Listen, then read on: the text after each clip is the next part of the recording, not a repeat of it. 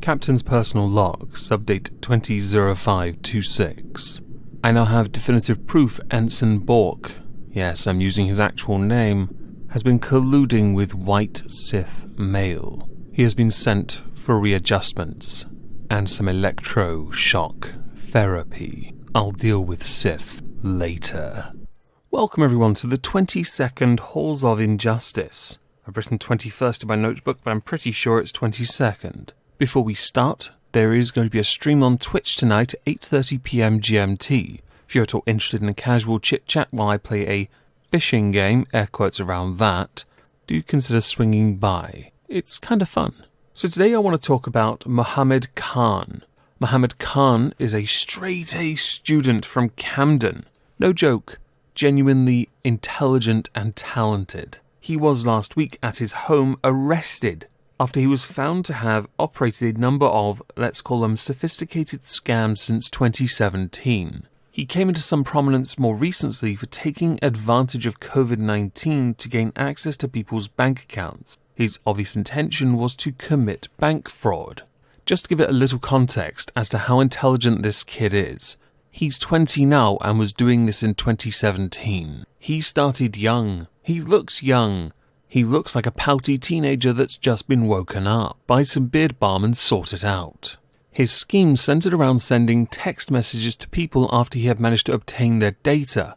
Yes, that's quite the market, and he managed to get some. Those messages would be things like this: you are eligible for a tax refund, and then you would be sent to a website where you would enter your bank details. Understandably, especially if you are older, many fell for this. But according to his defense, he was living in abject poverty and wasn't using any money obtained to buy new trainers. Well, it's quite alright. He won't need to buy any for a while. He'll be wearing plimsolls and grey sweatpants and jumper for the foreseeable future. These then templates were sent to other scammers via WhatsApp. Nice to know the network is still strong and there's a community involved.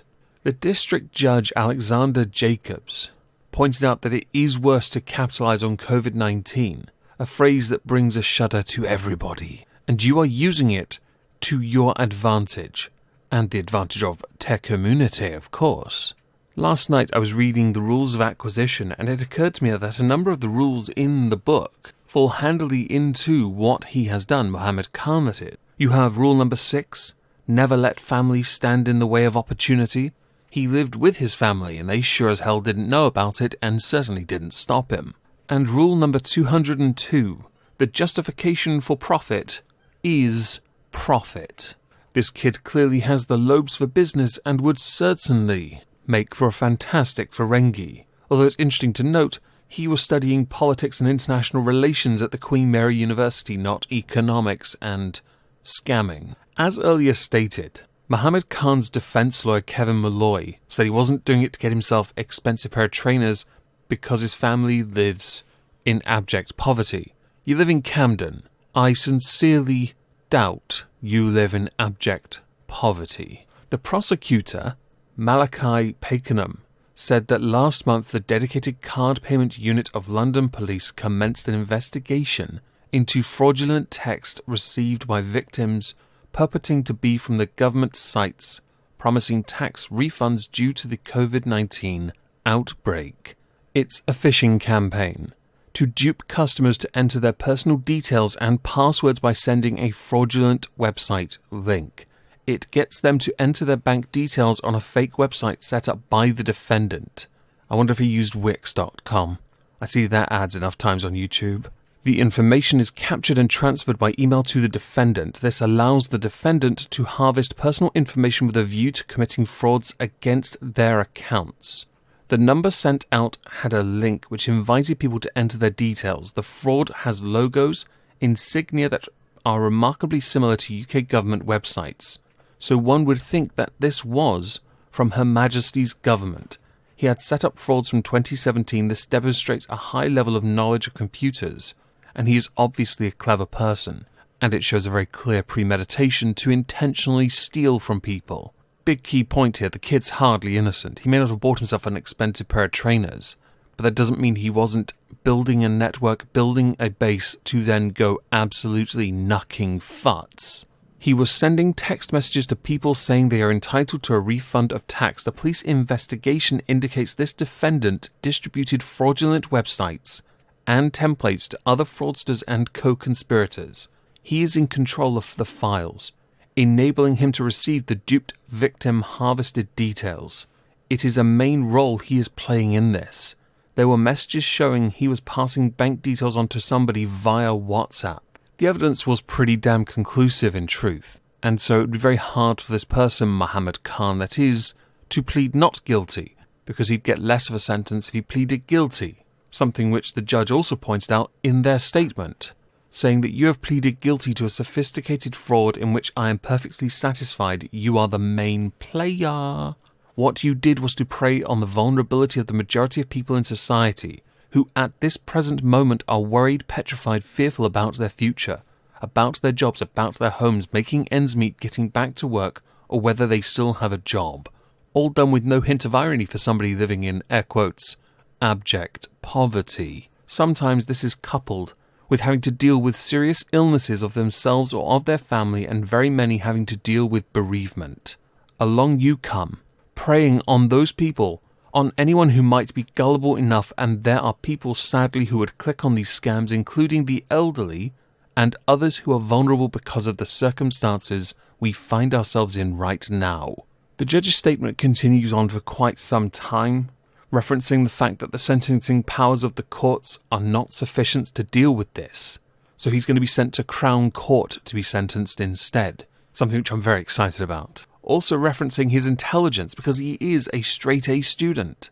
But this is premeditated. It then references as the mitigating factor he does live in a 2-bedroom flat, with him sharing a room with his brother, his mum and sister in another room, and his dad sleeping in the living room. I have a sneaky feeling that's going to crop up and rear its ugly head as a mitigating factor that might well get him a lesser sentence. But as the judge has proven the point, well, the prosecution proved the point, the judge was merely summarizing that he did do this, he orchestrated this, and he did it for years, to the point where it apparently didn't benefit his family in the slightest, which I find to be truly fascinating. One does have to wonder what's going to happen next, I guess. Now, Mohammed Khan admitted to 1 count of fraud by false representation and 1 count of possessing an article for use in fraud. He will be sentenced on the 12th of June, 3 days before the country opens up for business again. Big freaking woo. Detective Chief Inspector, or DCI, Gary Robinson, head of the DCPCU unit, said that through this investigation we acted swiftly to arrest and charge an individual involved in sending out fraudulent messages related to COVID-19. A large number of account details have also been recovered, helping to prevent customers from falling victim to fraud. The DCPCU will continue working with banks and mobile phone companies to clamp down on the criminal gangs callously seeking to exploit the COVID-19 crisis to defraud people. Criminals are experts at impersonating trusted organizations like the government or HMRC, and will try to play on people's concern about their finances at this difficult time. And then he references Take 5 to Stop Fraud campaign. So I guess now we should get to the important part. What is my sentence for Mohammed Khan? Well, I looked at the sentencing guidelines and realised they're rubbish. He'll probably only get a couple years, and he'll be out in less than 1. I find that to be insufficient. His intelligence and, of course, his poverty background will play in his favour regardless. I'm not okay with that. I'm a judge after all, and I don't care. I've written here, hard labour on Tyson for 10 years, and any money he ever makes goes to those he took advantage of for the rest of his life. I will, for the sake of it, in the halls of injustice that is nearest to June the 12th, so probably just after, I don't know what day of the week June the 12th is, because I can't be bothered to look at the calendar, I will update you on his sentence, because I think it's only right, and then we'll just rib it if it is in fact incorrect. With this, I'd like to know what you think. Do you think the sentence I give is correct? What do you think of Mohammed Khan, his crime? Quite sophisticated. Please do let me know in the comments down below. If I don't see you on Twitch tonight for some fishing Barents Sea, I hope you'll have a fantastic, what day is it? Tuesday! And thank you all for listening.